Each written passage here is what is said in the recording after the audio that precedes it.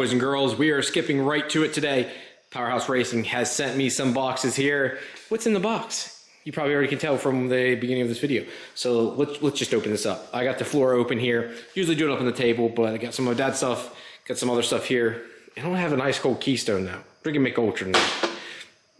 Not the same. All right, let's open this up. Let's see what's inside.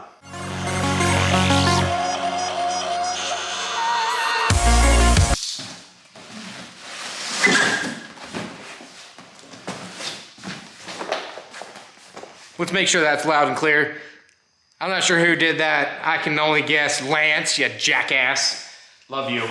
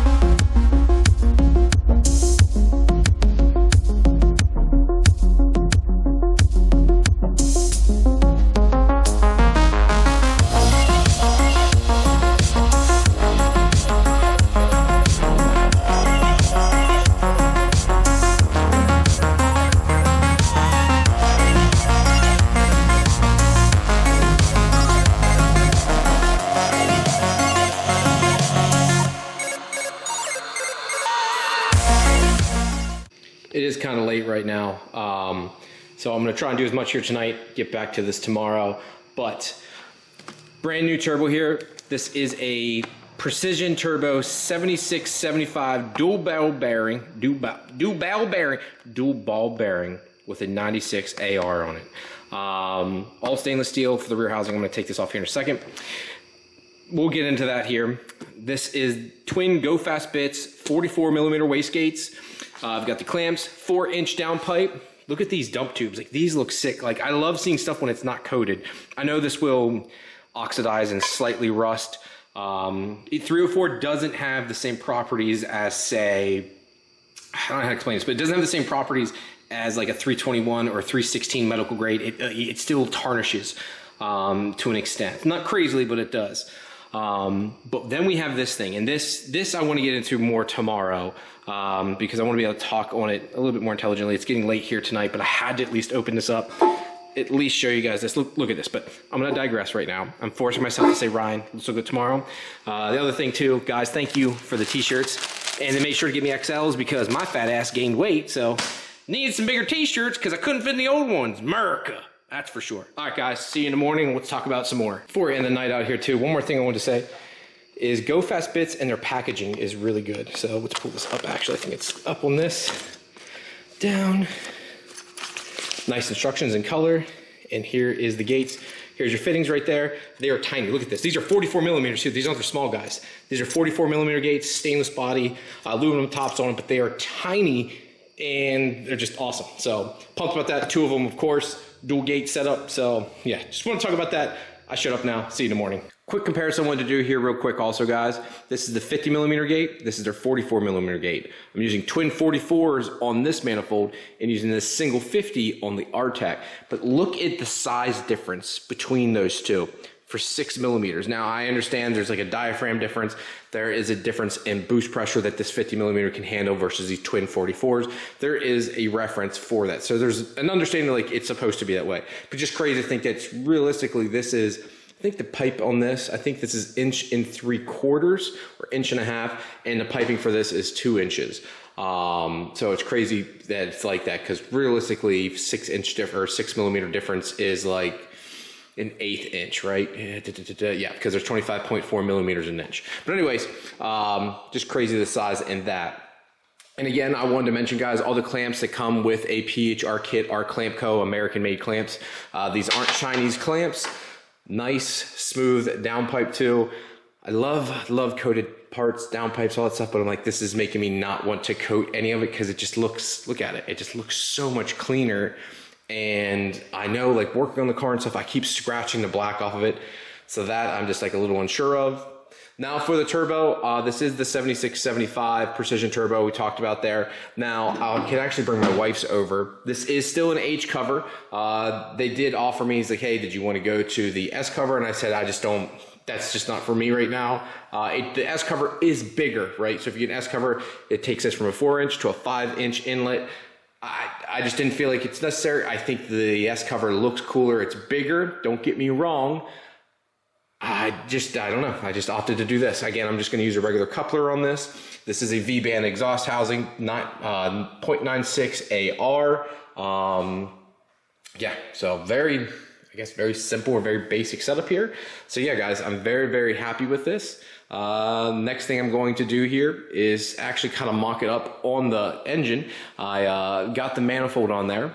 And as you can see, guys, look how long the tubing and stuff is for this. So it comes down here, snakes down, moves its way over, up, in. So instead of there being multiple runners coming in for the actual flange itself, it is just two coming in. It's very unique design. I want to show you guys here from the back too. So it's a 3 down to a 1. So it's 3 to 1 on both sides. Now I do like this. This isn't welded here. This is like a casted piece, so you don't have to worry about this breaking as another collector. So the only really collector you have is up here that's welded. Now you get the welds here, but I like that this is all one piece. Again, just rules out some breaking. Look how big that pipe is there too. Absolutely insane. Fitment is very good. You can see how close and nice and tight everything is. Just very, very nice. Also, gate priority. This is definitely different from my S23 in the way they do the gate here. Look how much it's wrapping around the actual runner here. It's not just stuck straight in. So if we look here, let's wrap it the whole way around. Look how much it wraps and envelops all of that tube area there. It also gives it stronger area too because it's bolted down. Instead of just being a little circle, it's actually oval the whole way around. And then just one more weld here. So it's not hanging off nearly as far. Again, super tight here. Someone might say, this clamp would have to be moved. I'd have to put it up top. Someone might say, like, you know, how hard or how tight is this when you're installing everything? Put the gates on first, then you put the turbo and downpipe. Once you get this stuff on, it doesn't really matter per se, as that stuff's already installed, so it's not really a problem.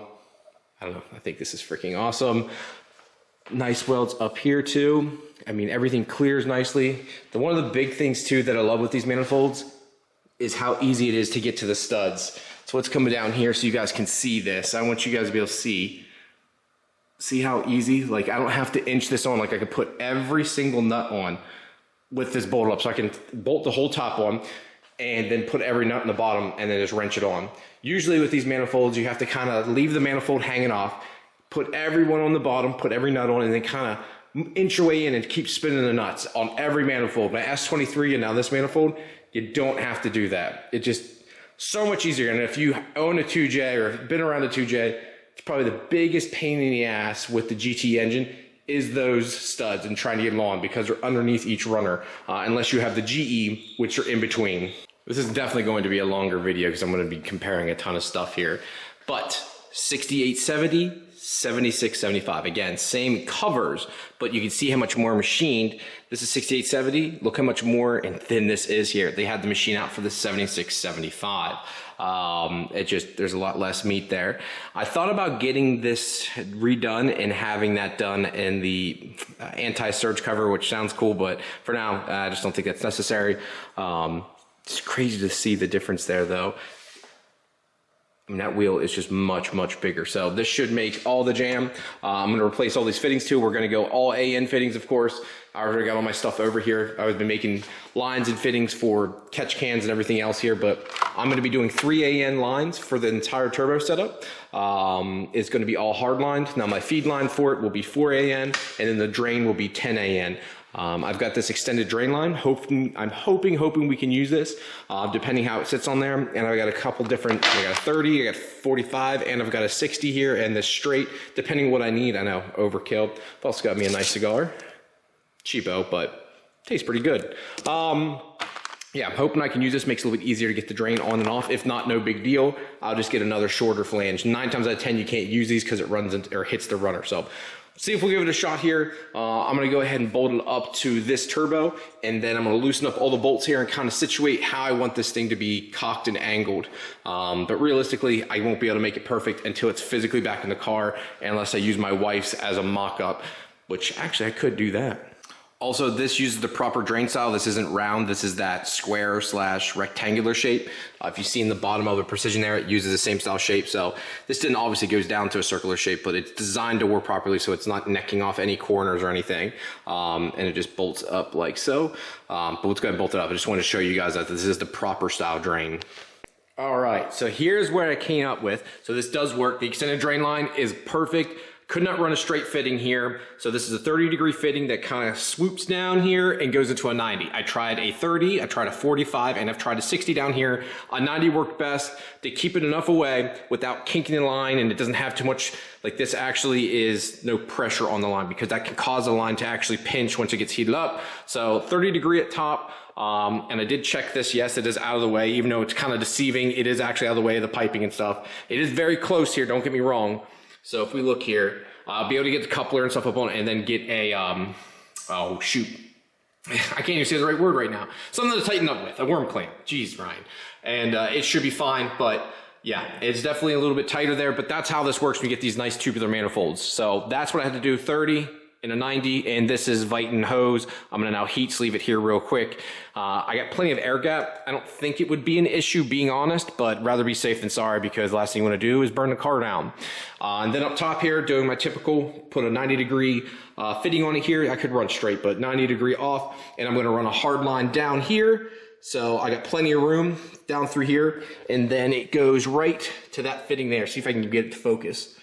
Come on, Ryan, get it to focus right there. So I'll be able to come down and go straight in. It'll be back behind this line, by the way, too. So it'll run from here and go straight in, straight shot, which makes me happy.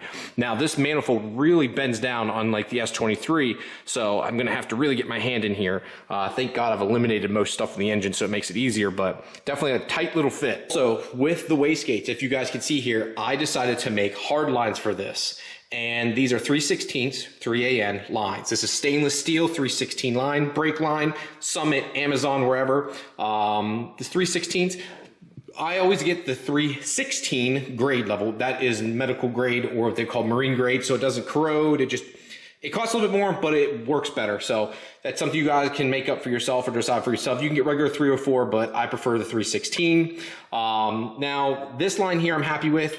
These are this is a T fitting, so this is an MPT to 2 3AN fittings. I'm daisy chaining this setup, so top to top. Then this will run over to another T fitting into here and into there. Just less lines, looks cleaner. I don't know. I saw this years ago in a Super Street article, and I've always wanted to try it. And I've just always been too lazy.